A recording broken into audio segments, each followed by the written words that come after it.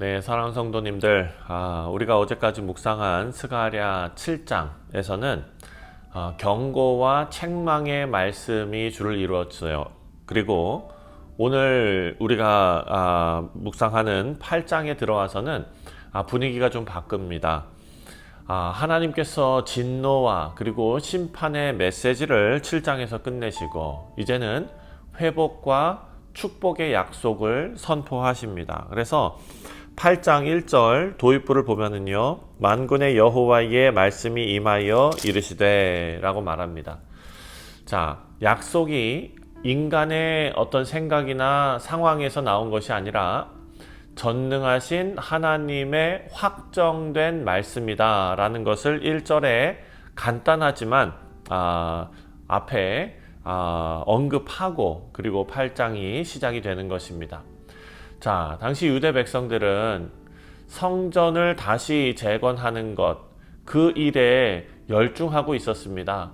하지만 외적으로는 여전히 힘들고 가난하고 또 정치적으로 군사적으로는 풍전등화와 같이 아주 연약한 그런 상태였죠. 주변 민족들이 계속 위협하는 그런 상황이었습니다. 그래서 이스라엘 민족들은 스스로를 하나님의 백성이라고 부르지만 현실은 초라한 모습이었고 또 미래에 대한 확신도 흔들리는 상황이었습니다. 그때 하나님께서는 시온을 회복시키시겠다라는 약속을 주시는 것입니다. 사랑하는 성도님들, 오늘날 하나님의 교회와 그리고 우리 개인의 삶에도 이 말씀이 동일하게 적용되는 줄 믿습니다. 하나님께서 무너진 곳을 세우시고 버려진 자들을 다시 부르시고 또 불신과 두려움 속에서 살아가고 있는 하나님의 백성들에게 시온을 새로 세우신다, 재건하신다 라는 약속을, 새 희망을 우리에게 주시는 것입니다. 자, 먼저 1절부터 3절까지의 말씀을 보면 하나님께서 그 열심과 진노가 함께 하고 있는 하나님의 마음을 우리에게 알려주고 계십니다. 2절 말씀에 만군의 여호와가 이같이 말하노라, 내가 시온을 위하여 크게 질투하며 그를 위하여 크게 분노함으로 질투하노라.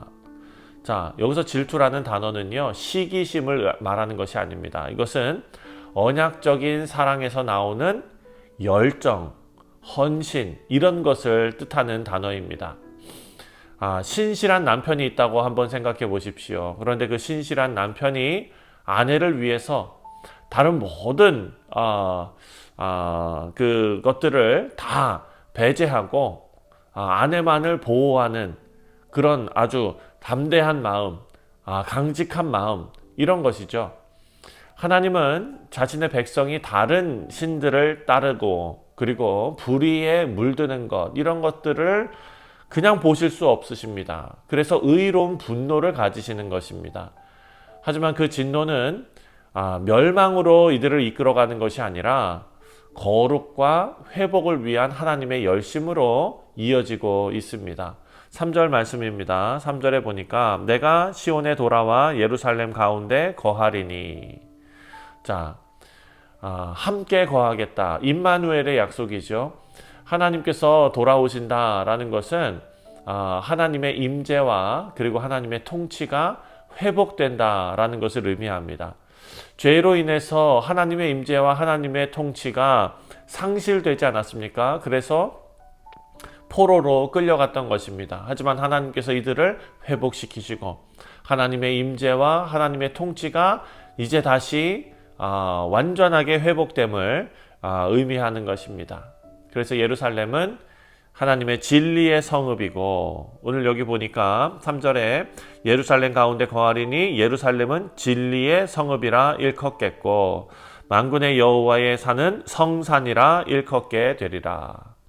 사랑하는 성도님들, 하나님의 백성 공동체는 진리의 성읍, 거짓과 불의가 사라지고 진리와 거룩이 중심이 되는 성산이 되는 곳입니다. 우리 신앙의 회복은 환경이 변하는 것에서 시작되는 것이 아니라 먼저 하나님의 임재가 우리 가운데 거하는 것에서 시작되는을 믿습니다. 그리고 하나님의 임재는 반드시 오늘 여기 3절에 나오는 대로 진리와 거룩을 세운다라는 것을 꼭 기억하시기를 바랍니다. 두 번째로 4절부터 8절까지의 말씀을 보면 하나님은 이 회복된 예루살렘의 모습을 이제 구체적으로 이들이 알아들을 수 있도록 그려주십니다. 먼저 4절 말씀을 보면 만군의 여호와가 이와 같이 말하노라 예루살렘 길거리에서 늙은 남자들과 늙은 여자들이 다시 앉을 것이라. 다 나이가 많으므로 저마다 손에 지팡이를 잡을 것이요. 그리고 거리에는 소년과 소녀들이 가득하여 거리에서 뛰놀리라. 사랑하는 성도님들, 안전과 평화의 회복을 의미하는 그런 묘사입니다. 전쟁과 포로 시절에는 어린이들의 웃음소리, 노인들의 평온한 삶, 이것들이 다 사라지지 않았습니까? 하지만 하나님께서 통치하시고 하나님이 임재하시면 온 세대가 함께 평안하게 거하는 공동체가 된다.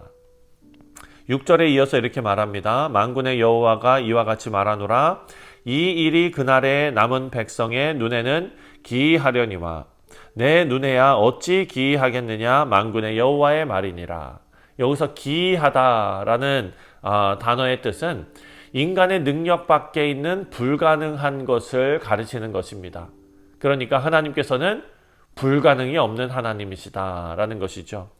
7절과 8절 말씀을 보면 이제 그 하나님께서 회복시키시는 그 회복의 범위를 더 넓히십니다.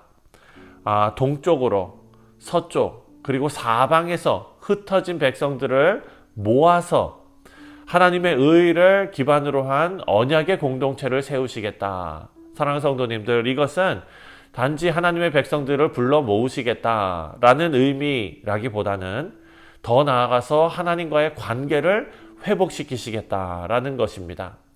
우리가 절망하는 영역이 있을 수 있습니다. 우리의 가정과 직장과 관계와 사역이나 건강이나 이 모든 것들, 사랑하는 성도님들, 그것들이 하나님의 손에 붙들릴 때 불가능이 가능으로 바뀔 줄 믿습니다. 회복의 본질은 하나님이 다시 우리를 하나님의 백성으로 부르시고 또 우리가 하나님의 백성이 되는 그런 관계의 회복임을 믿습니다. 마지막으로 9절부터 13절까지의 말씀을 보면은요, 먼저 9절 말씀에 이렇게 하나님께서 말씀하십니다. 이것이 우리가 실천적으로 해야 할 그런 태도, 마음 자세입니다. 9절에 만군의 여호와가 이와 같이 말하노라 만군의 여호와의 집 곧 성전을 건축하려고 그 지대를 쌓던 그 날에 있었던 선지자들의 말을 이 날에 듣는 너희는 손을 견고히 할지어다. 자, 하나님의 선지자들이 말했던 그 모든 말씀을 듣는 너희는 어떻게 하라고 합니까? 너희는 손을 견고히 할지어다 라고 말합니다. 사랑하는 성도님들, 두려움과 그리고 이 모든 것들을 다 버리고 맡겨진 사명을 적극적으로 감당하라는 의미입니다. 손을 강하게 하라. 그냥 아무것도 안 하고 어떡하지 하고 있는 것이 아니라 이제 우리 손을 강하게 해야 한다라는 것입니다. 손을 견고히 할지어다. 당시 백성들은 성전 재건을 하다가 외부 위협이 있거나 혹은 그 백성들 사이에 낙심이 오면 무기력으로 인해서 그 성전 재건이 중단되었습니다. 하지만 하나님의 약속은 이 현재의 순종과 행동을 하나님께서는 요구하고 계십니다. 10절 말씀을 보면은 하나님은 과거의 어려움을 이들에게 생각하게 하시면서 전에는 그 수고가 열매로 이어지지 않았지만 그래서 평안이 없었지만 11절과 12절에 보면은 하나님의 상황은 완전히 달라졌다라는 것입니다. 11절 12절에 만군의 여호와의 말씀이라 이제는 내가 이 남은 백성을 대하기를 옛날과 같이 아니할 것인즉 이제 상황이 달라졌다는 것이죠. 12절에 곧 평강의 씨앗을 얻을 것이라 포도나무가 열매를 맺으며 땅이 산물을 내며 하늘은 이슬을 내리리니 내가 이 남은 백성으로 이 모든 것을 누리게 하리라. 아멘. 자, 사랑하는 성도님들, 이것이 하나님의 약속입니다.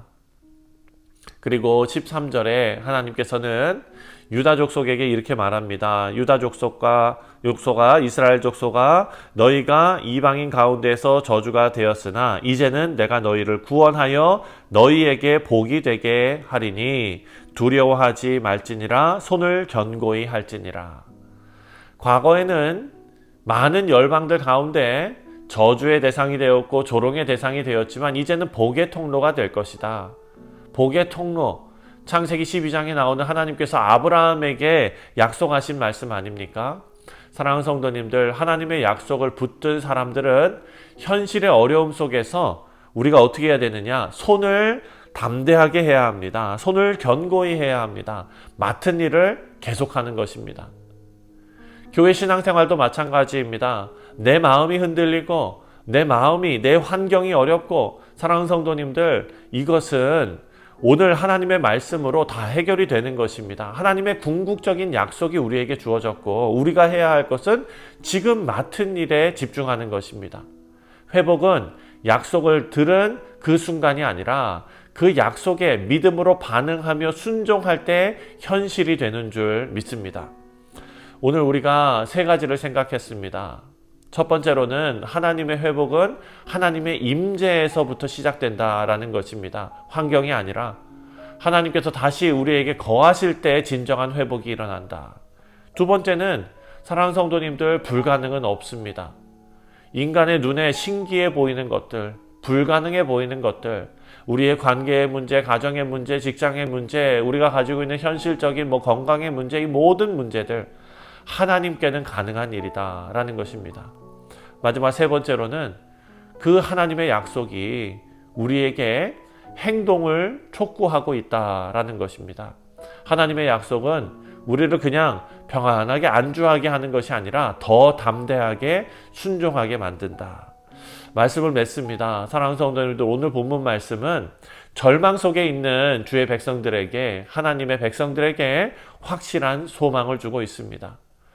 오늘 우리의 현실이 여전히 어렵고 불완전해 보일지라도 하나님의 약속은 이미 우리에게 주어졌습니다. 사랑하는 성도님들, 오늘 하루 손을 견고하게 하는 우리 모두 되기를 바랍니다. 그리고 하나님의 진리와 평강 안에서 살아가는, 그래서 하나님께서 약속하신 회복이 반드시 이루어지는 우리 귀한 성도님들 다 되시기를 주님의 이름으로 축원드립니다. 기도하겠습니다.